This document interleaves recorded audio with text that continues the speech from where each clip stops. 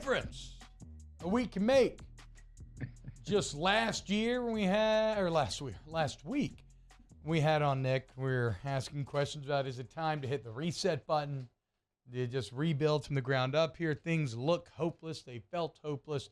And then you come out and you take care of business 24-0. Alvin Kamara follows up his speech from the previous week with actions, with an excellent 3-touchdown dominating performance. The defense comes alive to the tune of a shutout with literally every player that you wanted to see get a sack, getting a sack. Young corner standing up to Devontae Adams. Like, Nick, it is hard for me to put into words just how different this Sunday felt from the majority of the season. What in the hell happened? How did this come about? This is 3-5, baby. They're back. They're back. 3-5. Time to go all in, trade for everybody at the trade deadline. Look, it is funny though. I mean, like the NFC South is so bad that right now it feels like the Saints are in a amazing position, and it really does feel like everything's ahead of them. Kind of just starting with the question there, what's different? I mean, as much as we hammered the coaching, I think that some credit is due to the coaching this week. Now, obviously, they need to prove it week after week after week after week before they're outside of that circle of scoring and, speculation and talking about if they're good enough or not. Like, you got to see a whole lot more before anything is convinced. But everything they were doing wrong on offense, false starts, fumbles, turnovers, that stuff has mostly been cured. Defensively, they defended the run well. They tackled a little better. I think Alontae Taylor in particular had a couple really bad whiffs, but there was good ball population. And when he was missing a tackle, there was the buddy system. Chris Harris was there. Somebody else was there to clean it up. So that got fixed, and they weren't giving up big plays. So everything that we've said they needed to fix, they found a way to fix it. Now they got to be consistent with it. But that is a sign of the coaching staff, I think, taking steps in the right direction, cleaning stuff up, having players' attention enough to do it. So at least the signs there on that macro picture, I think, are starting to point the right direction. Nick, I'm the people might yell at me because this might be the least interesting question to ask right now with so much good to break down from Sunday, but I do want to champion a bit of an unheralded name, a name that we have gotten after in the past as being bad, but I always want to give credit when credit is due. And I saw a tweet from you talking about what a joy it has been to review Cesar Ruiz film this year. What kind of growth? Because the majority of all of us and the listeners out there, like, I don't do the same film review with the Saints that I do with LSU. We're not diving into that tape. What have you seen from Cesar Ruiz this year? He looks confident. Like he knows what he's doing. And, I think before, like when something would go wrong with him, like he didn't know how to adjust and fix it. And it felt like everything he was doing was so internal focused that he couldn't focus on the guy across from him. And he didn't have a plan for how to beat a specific player. And this year, it seems like he's comfortable enough with his fundamentals in the Saints playbook that he's able to look more across, at the guy opposite him. Taylor's approach to who he's blocking, and he's succeeding now. And the athleticism and everything is showing more because of that, because he is a more confident player. He can get down the field. He's often in the second level. He's on some plays laying a block and then getting down the field and getting after somebody else. Like there's just so much that he's doing that you didn't see from him before. And, it's just kind of like a polarization between the two spectrums here.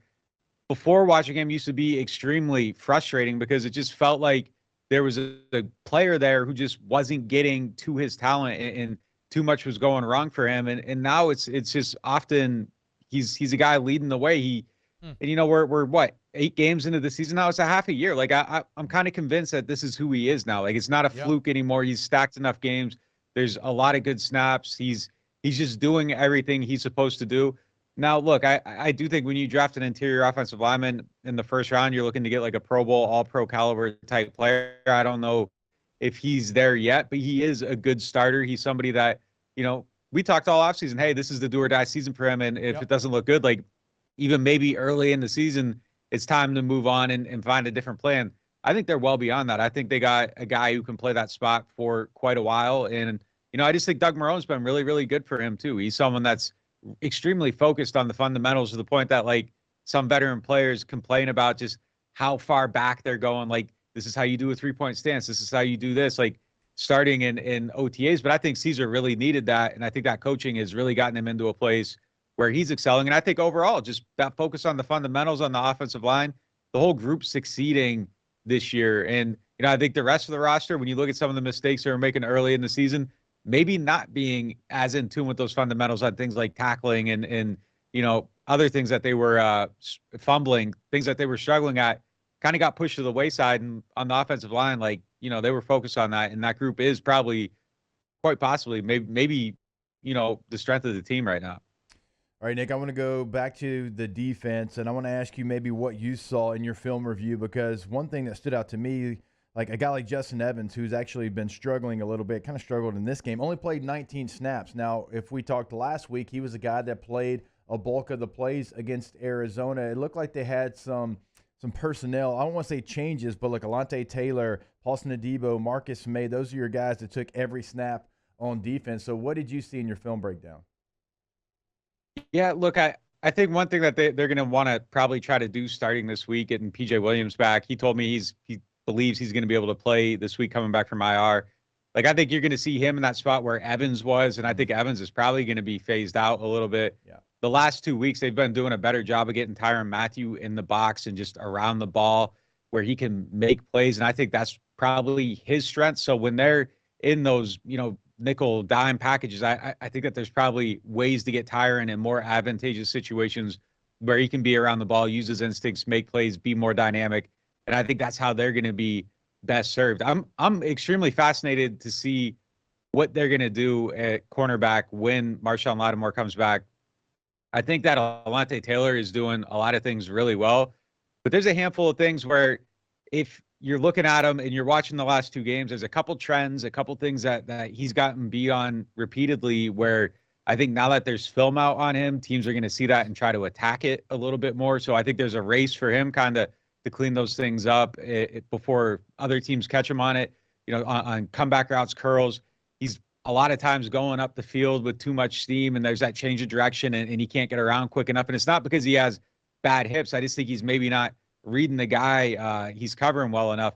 Back shoulder throws the same thing. And then the tackling in space is something that I think he just plays with so much, steam that sometimes it gets himself in these boomer bust situations with open field tackles. So, screens, back shoulder throws and curls, I think are something that he needs to kind of work on a little bit. If he figures all those things out, I think that you have someone that probably is potentially going to be, just more physically gifted and has been playing a little bit better than Paulson Adebo. But, the safer play right now, I think actually would be Adebo. But I think we might get one more week to see these guys go head to head before Lattimore's back out there. So that's going to kind of come out in the wash. But the stuff that Taylor's not doing perfectly is definitely fixable. It's definitely coachable. And I think, there's probably a good chance for him to clean that stuff up. But it is something that needs to happen quickly or else someone will take advantage of it. We're watching the Alontae Taylor highlights. I loved that route where Devontae Adams drops it and then he just stands over him. Hey, he's not scared. If nothing else, Alontae Taylor is not scared. The defensive line was pretty scary this last week. As it was tweeted out before the game, Peyton Turner will play. This tweet was met with much derision and joking, but he ends up with a sack. Marcus Davenport felt throughout this game. David Onyemata gets a sack. Cam Jordan. Is this a flash in the pan, Nick, or can you, maybe not to this extent, but can this be more of the rule rather than the exception? 2 sacks for him, actually. Look, I think that Taylor Turner played 2 sacks. He played well. Okay, I thought he only one. That's on me. Yeah, 2 sacks. He got a late one too. Yeah.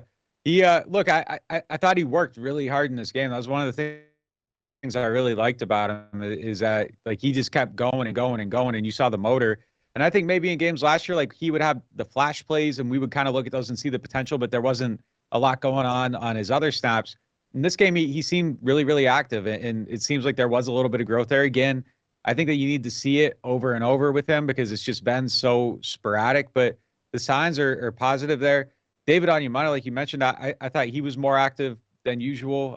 And look, one of the things I really liked about the way they played on the defensive line is that they're still not blitzing a lot and they're still not running a lot of stunts. And I think that has a lot to do with who they have available in the secondary. And they don't want to they don't want to take too many risks up front. They don't want to take anybody out of coverage. Like they're kind of playing a little bit more conservatively than we've seen in previous years up front, just with how they attack the passer. So there was a lot of 3-down defensive lineman stuff, and they're bringing pressure from somebody else, so they still got 7 back there. But it wasn't like they were overloading. Like it was a lot of guys winning one-on-one matchups and kind of just beating the guy in front of them.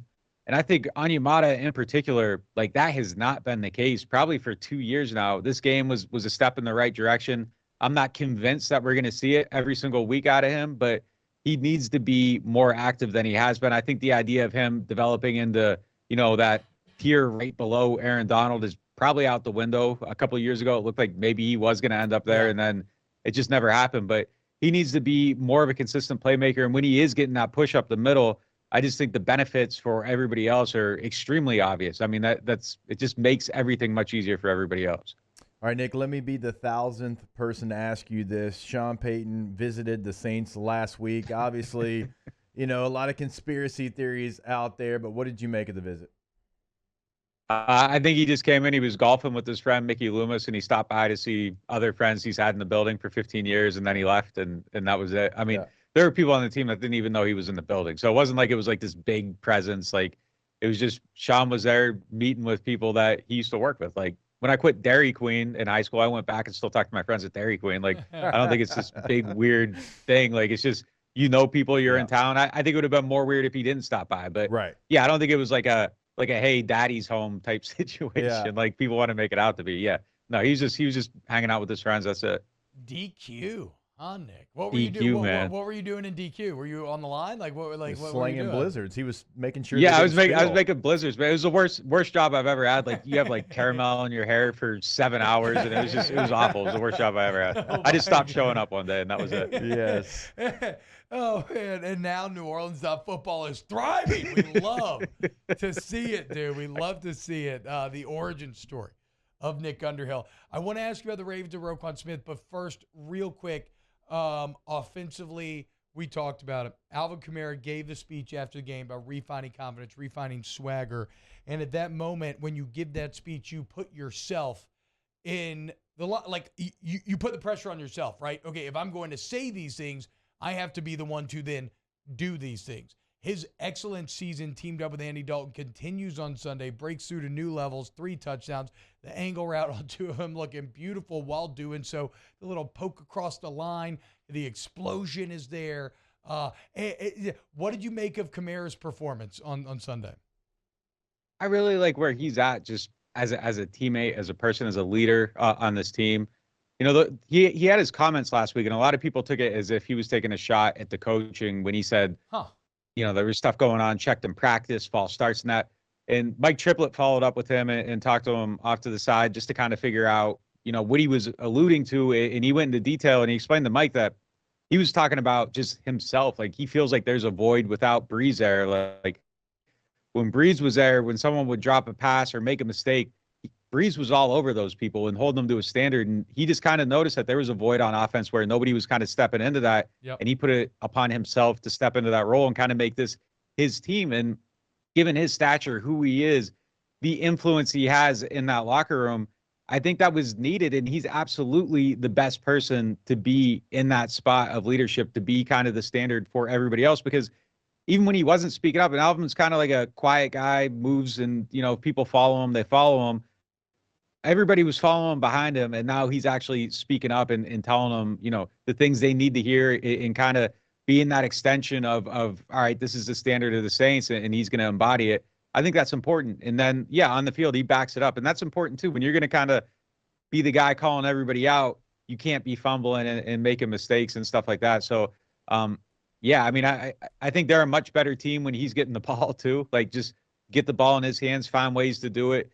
I think that's probably the biggest benefit of having Andy Dalton as the quarterback. Just their natural styles of play that he's going to be looking shorter before longer. Whereas, I think with Jameis was kind of looking longer before shorter, and just get the ball out to him. Let him be in space. Let him make a linebacker miss. Let him run over a safety. I mean, it's been the key to success for, so long, since 2017.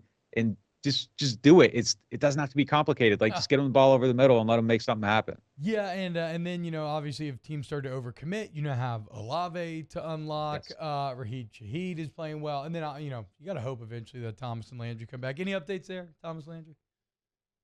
I think maybe Landry this week. Guys, I have no idea on Mike Thomas. I mean, he's the hardest person in the NFL to report on. Yeah. Even his coaching staff for a summer didn't know what was going on. He's around, so I don't think it's anything like that. But just as far as reporting on him, like, people just are afraid to talk about him because I think Mike gets mad when stuff's out there about him in the media. So it's a tough situation to know exactly what's going on. But what I've been able to gather is that things are heading in the right direction. But I'm just way too uncomfortable to put a date on that. Yep. Feel that, man. Okay, last one here. We've kept you so long. Ravens, Monday Night Football. A big test from the Saints, kind of got to have it. And now Roquan Smith joining Baltimore. I mean, like, how immediate? How are you feeling about the matchup? Just give it kind of a very general overview.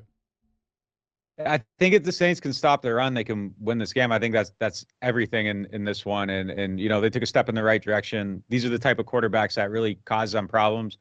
Offensively, now they have the two guys that could probably erase Alvin Kamara a little bit. You got a lot of range at linebacker. That's kind of the antidote to him to some extent. I think it's going to be a tough game. The explosives, if those aren't sorted out, they're going to extend plays, and Lamar's going to have opportunities down the field. So I think this is going to be a really big test for this defense. We saw, like I said at the beginning, this steps in the right direction, much more organized. Really felt like a Dennis Allen defense, I think, for the first time this season. If all that stuff's real, I think they got a chance in this game. But if there's still some loose threads, I think Baltimore's the team that's going to just kind of pull them, and they could unravel pretty quick. Nick Underhill at Nick_Underhill on Twitter. New Orleans.football is the site. Remember him and Mike Triplett now holding it down. They also got the entire New Orleans Sports Network now with some Pelicans coverage as well. The Birds looking good right now. Going to beat the hell out of Lakers tomorrow night. Nick, thank you so much, man. Yeah, thanks for having me, guys. Take it easy. Nick Underhill, who is as in tune. Like, if Nick does not know on Mike Thomas, then, and if Mick and Mike Triplett do not know on Mike Thomas, then nobody knows on Mike Thomas. Completely fair. They are as locked into this franchise as anyone. New Orleans on Football's site.